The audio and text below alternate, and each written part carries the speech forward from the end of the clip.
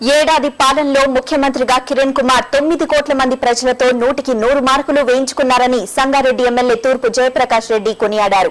కిరణ్ కుమార్ ఎదుర్కొన్నన్ని సమస్యలు రాష్ట్రంలో ఇంతవరకు ఏ ముఖ్యమంత్రి ఎదుర్కోలేదని ఆయన అన్నారు.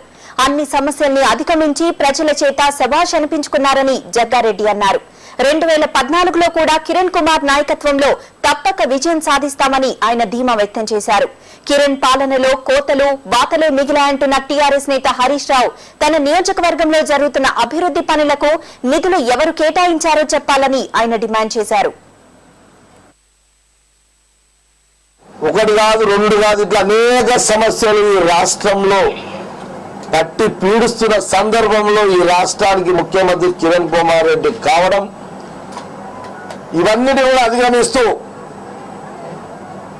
ప్రజల అవసరాలను దృష్టిలో పెట్టుకొని ప్రజల అవసరాలను తీర్చుకుంటూ ఈ రచ్చబండ కార్యక్రమాల ద్వారా